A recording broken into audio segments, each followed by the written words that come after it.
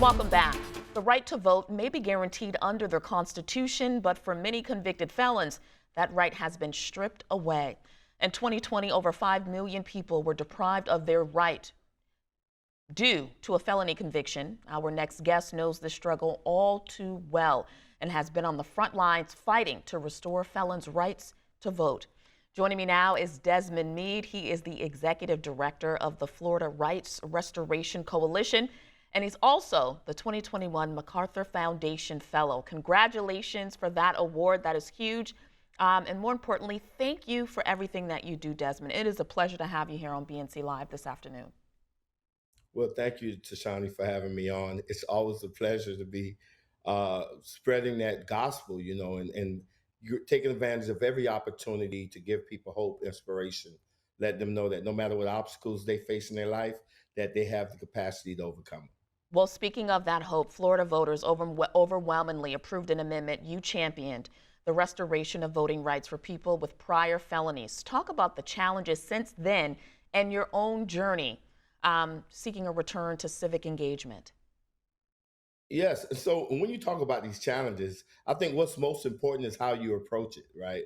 So for us, we look at obstacles as opportunities, right? So even though after we passed Amendment 4 to re-enfranchise 1.4 million, you had, the elected officials in Tallahassee that created another statute that now required the payment of fines and fees. We could have sat down and complained about it, but we chose to do something different. We looked at it as an organizing opportunity, and not just organizing within the state of Florida, but the entire country. And we rallied over 90,000 people across the country to donate over $27 million to help pay the fines and fees of these individuals. We also organized attorneys who are going into the courts with us to get a lot of these fines and fees waived. And so while, yes, it's disheartening to see politics get in the middle of something that was so beautiful at the beginning, right? We are still finding ways to overcome that and still show the beauty, right, of what organizing, what bringing people together look like. Well, sir, because of you, more than 1.4 million former felons in Florida have their right to vote again.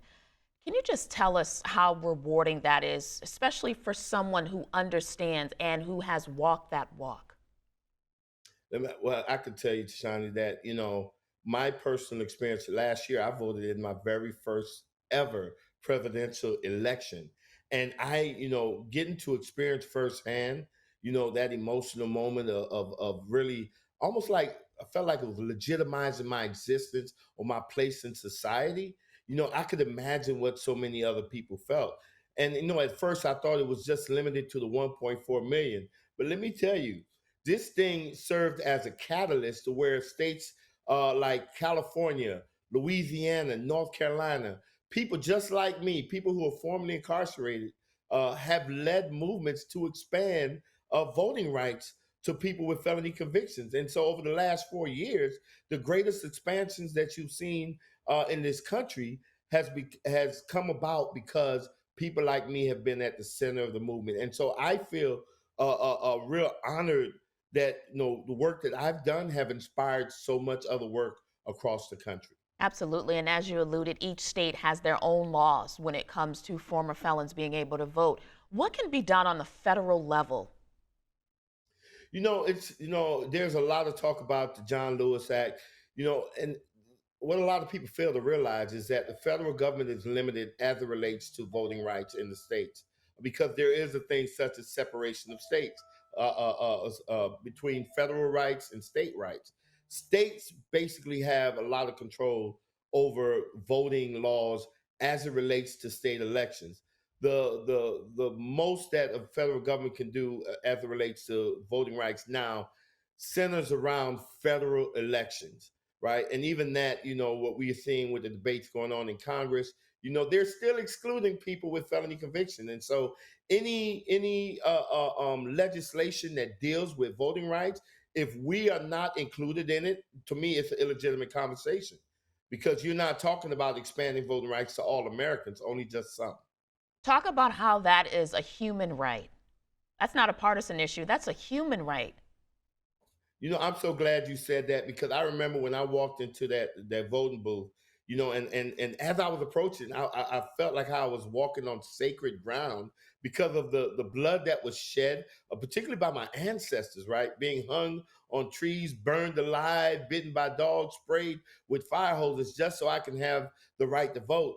And as I was actually voting, I realized that what I was doing transcended the racial tensions, transcended partisan politics, and it took me to a place that said real simply, I am. Right. It talked about my existence as a human being. And when I was voting, I wasn't voting as a Democrat or a Republican. No, I was voting as a member of this society who has a right to have a say in how I'm being governed. Yeah, absolutely. Desmond, as we mentioned earlier, you are an awardee of the MacArthur Foundation Fellowship. Again, congratulations. This is huge.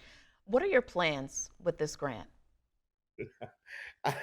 I am still trying to process this. Let me tell you what I'm most excited about. To believe it or not, and some people might, think I'm not being forthcoming, but the reality is, I was most excited about that. This was the first time the MacArthur Genius Award announced two people, not one, but two people who were formerly incarcerated, and so this was a watershed moment that really elevated the voices of people who've been directly impacted by our criminal injustice system. And so to have that happen was monumental to me. And then, of course, that this was the first time that you had a significant number of people of color that was listed, particularly Black people, that was listed as geniuses.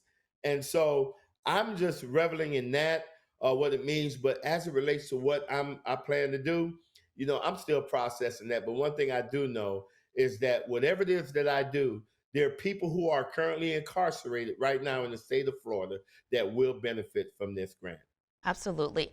Desmond, I heard a story, and you were basically at a crossroad.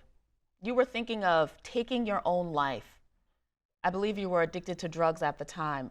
When you look back over your life, sir, and everything that you've accomplished, um, just talk about why it's just so important to hold on during those dark times, because look at you now and the impact you're having on so many people. Wow. You know, I those were some very I would say special moments for me, especially not only when I was standing in front of railroad tracks, but immediately after I did cross those railroad tracks. When I looked back and wondered what would have happened if I would have, gotten killed by the train, or, how many people would have come to my funeral, and it really made me question my existence. And so the trajectory that I've taken, so far, that has led me from the railroad tracks to Times 100 most influential to now a MacArthur Genius Fellow. I think what it speaks to is that each and every one of us, those are people who are listening in right now or who are watching, they ought to know that no matter what obstacles are in front of them, right, no matter what mistakes they may have made, that there's always an opportunity for them to have a significant impact, not only in their own lives or the lives of their family and friends, but in having an impact in their community, in their state, in the world. And that those of us who've gone through something are often those who are best prepared to have the greatest impact in our communities. And so, whatever it is that you're going through, just know that you can't get stronger without going through some trials and tribulations.